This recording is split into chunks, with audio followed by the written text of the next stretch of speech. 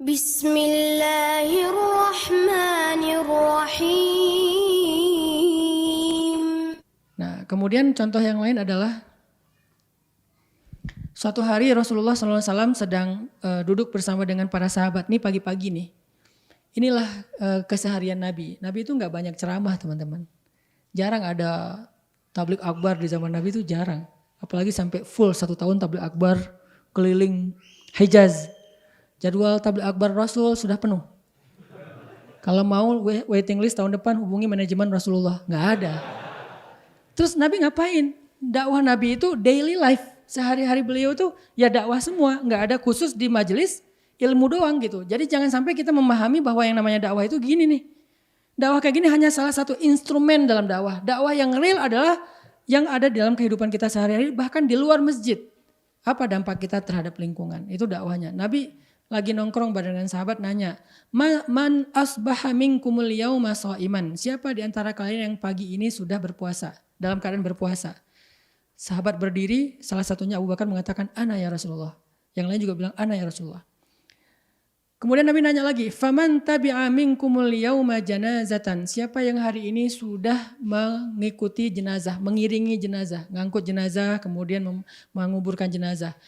Sahabat gantian yang berdiri, tapi ada satu orang yang berdiri lagi, yaitu Abu Bakar mengatakan, ana ya Rasulullah. Nabi nanya lagi, faman at'ama minkumul yauma miskinan? Siapa di antara kalian yang hari ini sudah ngasih makan orang miskin? Sahabat bergantian yang bangun. Abu Bakar bangun lagi, ana ya Rasulullah. Faman ada minkumul yauma maridhan? Siapa di antara kalian yang hari ini sudah menjenguk orang sakit? Sahabat bergantian lagi yang berdiri. Abu Bakar berdiri lagi, ana ya Rasulullah. Setiap Nabi menanyakan, mengabsen amal soleh mereka di pagi itu di waktu duha, mungkin jam 9, jam 10, jam 11 sebelum zuhur. Nabi nanya, sahabat angkat tangan bergiliran kecuali satu orang yang terus angkat tangan, dia adalah Abu Bakar As-Siddiq radhiyallahu anhu. Sehingga Nabi tersenyum mengatakan, majtama'na fi imri'in illa dakhalal jannah. Tidaklah semua amal itu ada pada kehidupan seseorang dalam satu hari kecuali dia masuk surga. Semuanya pada ngelirik ke Abu Bakar, merasa takjub dan cemburu. Akhirnya besoknya pagi-pagi rame tuh, nggak ada lagi yang nongkrong. Semuanya sibuk. Kalau ini kan nongkrong nih, ketemu Rasul. Mereka pikir ketemu Rasul itu udah selesai. Abu Bakar ketemu Rasul setelah berbagai macam amalan dilakukan dari sejak habis subuh. Mereka ketemu Rasul mungkin cuma satu amalan. Besoknya nongkrongan Rasul nggak kayak kemarin lagi. Udah pada sibuk, wah heboh sahabat, habis subuh udah keluar masjid, wah amal solehnya macam-macam, mana jenazah, mana orang mana orang sakit, mana orang miskin, wah heboh lah. Mereka nyari apa, jenazah, nyari orang miskin, nyari orang sakit, kayak kita nyari konsumen, kayak kita nyari objek buat bisnis. Mereka nyari mana jenazah, mana orang sakit, mana orang miskin, mana anak yatim. Sibuk sahabat. Kayak gitulah suasana Madinah di zaman Nabi ya teman-teman di pagi hari. Suasana kita hening. Habis subuh pada sakinah. Kalau mereka subuh itu memang nafas gairah subuh itu luar biasa. Makanya Nabi dengan semangat berdoa, ya Allah berikanlah keberkahan bagi umatku di waktu pagi. Arti keberkahan di sini tuh banyak amal solehnya. Pagi-pagi itu udah beres. Jadi jam 9, jam 10-nya sahabat udah sekian amal soleh dilakukan. Coba bedakan dengan amal soleh kita di jam yang sama. Mungkin masih jauh. Di sini ada pelajaran harusnya di waktu yang singkat kayak gitu aja kita udah melakukan banyak kebaikan. Itu pelajarannya. Abu Bakar di waktu jam 9, jam 10 pagi udah melakukan sekian banyak kebaikan. Sehingga Nabi mengatakan, majtama'na fi imri'in, tidaklah ketemu semua amal itu dalam satu orang dalam satu hari, illa dakhalal jannah, kecuali dia masuk ke dalam surga. Wassabiquna sabiqun, itulah sahabat. Sullatum minal awwalin, dulu banyak yang kayak gitu. Wa qalilum minal akhirin, sekarang sedikit. Dulu sullah di situ bukan sepertiga, jangan dihitung sepertiga berarti masih ada kesempatan 2/3 nih. Enggak kayak gitu sih hitungannya. Sullah di sini adalah sebuah kode, sebuah simbol, dulu banyak. Kalau sekarang qalilun, tinggal sedikit. Sekarang yang tersisa yang sullatu minal awalin wa sullatu minal akhirin adalah ashabul yamin, golongan kanan yang beramal soleh. Tapi enggak sebergairah yang sabiqun as-sabiqun. Mereka juga masuk surga tapi beda. Derajat surganya, kenikmatan di dalam surganya, cepat masuk surganya berapa cepat, itu beda. Muncul lagi nanti kisah wasabiqun yang lain, misalnya dikisahkan oleh Anas bin Malik dalam sebuah adegan perang Uhud. Nabi SAW menghunus pedang, kemudian bersabda, "Man ya'khudhu minni hadha?" Siapa yang mau mengambil pedang ini dari tangan aku? Sahabat semuanya, "Ana ya Rasulullah." Rame-rame angkat tangan gitu. Saya ya Rasulullah, pengen ngambil pedang dari tangan Nabi karena itu kebaikan. Kemudian Nabi mengatakan, "Faman ya'khudhuhu bihaqqih?" Terus siapa yang mau mengambil pedang ini dan menunaikan haknya? Apa hak pedang itu? Perang. Menebas musuh lebih dulu daripada yang lain. Jadi dia masuk duluan ke tengah-tengah musuh. Turunin tangan satu-satu.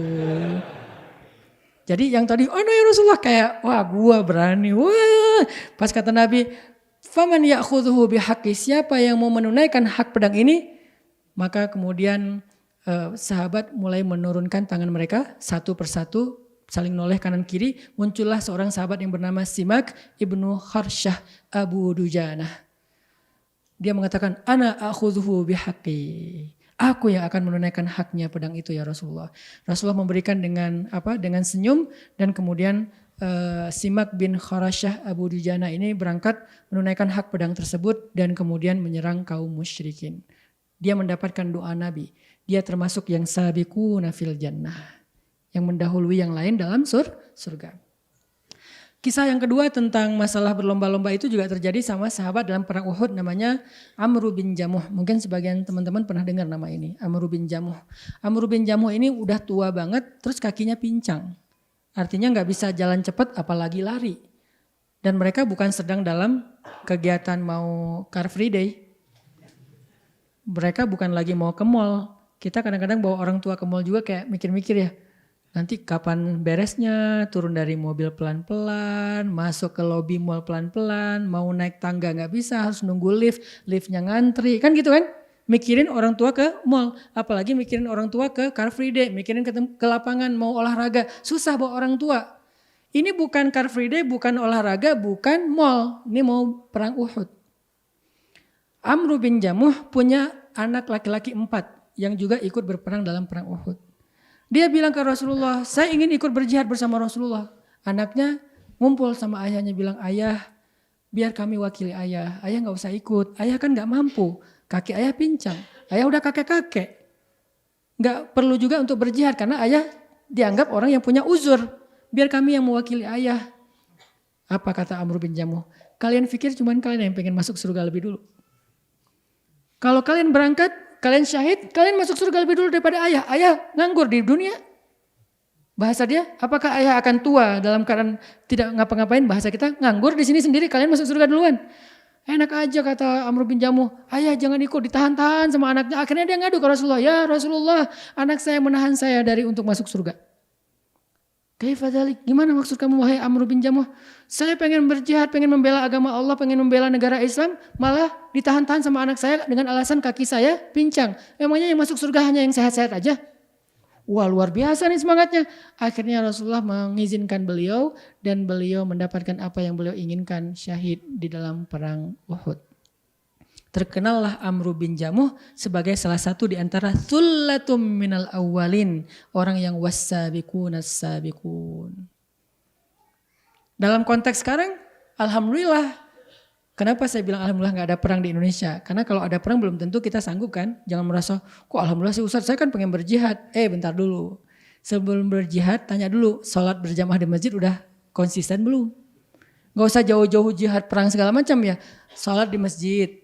Kalau sakit ada, kita beralasan gak? Hujan, gak enak badan, baru pulang kerja, mau keluar lagi habis ini, ada Zoom, ada segala macam ya. Kan di dunia dalam urusan sholat berjamaah aja kita udah banyak uzur loh. Gimana mau perang, jadi gak usah yang aneh-aneh dulu deh. Karena bisa jadi kita termasuk orang yang na'udzubillah, la taqulu ma la taf'alun. Janganlah kalian mengatakan yang kalian sendiri gak sanggup nanti ketika Allah turunkan perintahnya. Jangan macam-macam, udah sholat berjamaah dulu. Terus naik lagi levelnya, setelah sholat berjamaah apa? Dakwah. Udah mau belum terlibat dalam dakwah? Jangan-jangan kita ashabul a'adzar, orang yang banyak excuse. Ustadz maaf gak bisa ikut. Ustadz maaf gak bisa join, insya Allah saya ikut mendoakan.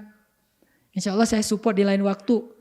Itu aja udah banyak uzur, padahal disuruh berdakwah yang nggak perlu berkorban dengan harta dan nyawa, cuman waktu doang mungkin atau tenaga. Kalaupun harta nggak sampai kayak Abu Bakar dan Umar, cuman sebagian kecil. Artinya kalau kita mau belajar dari Amr bin Jamuh, belajar dari Umar bin Khattab, belajar dari sahabat-sahabat yang disebutkan namanya tadi, coba praktekkan dalam konteks kehidupan kita dulu aja. Sebergairah itu nggak kita dalam kebaikan, mulai dari ibadah sama dakwah. Ibadah, dakwah. Terutama buat laki-laki. Karena kalau perempuan ibadah udah gak dituntut lagi dakwah. Kalau dia dakwah dia bonus. Laki-laki ibadah gak mau berdakwah itu ada semacam pertanyaan dari Allah. Bagaimana nasib agama yang diwariskan Nabi kepada kalian? Kenapa kita ditanya Ustadz? Karena kita umat Muhammad bukan umat Nabi Isa. Umat Nabi Isa tidak punya tanggung jawab dakwah.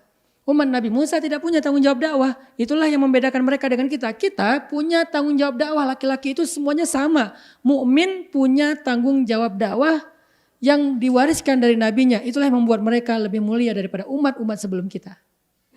Memangnya kita mulia hanya gara-gara kita umat Nabi Muhammad? Bukan. Kita umat Nabi Muhammad yang mewarisi tugas Nabi Muhammad, yaitu dakwah. Itulah yang membuat kita mulia. Sehingga kalau kita nggak punya kontribusi peran di dalam dakwah, kayaknya kita ada yang miss deh dalam diri kita, dalam hidup kita. Laki-laki itu nggak boleh melepaskan diri dari kaitan dakwah, karena nggak ada satupun sahabat yang tidak terlibat dalam dakwah Nabi, nggak ada satupun kecuali orang munafik. Yang tadi saya baca di surat Al-Fat, sayaqulu lakal mukhallafuna minal a'rabi syaghalatna amwaluna wa ahluna fastaghfir lana.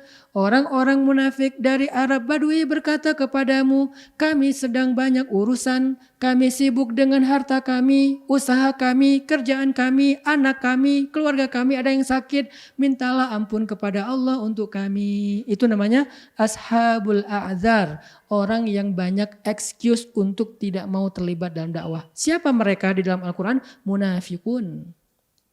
Yang bilang amanna tapi tidak mau terlibat. Bilangnya kami beriman tapi gak mau terlibat dalam dakwah agama Allah. Syukran ya Rabbi, syukran. Hadaita qalbi, syukran.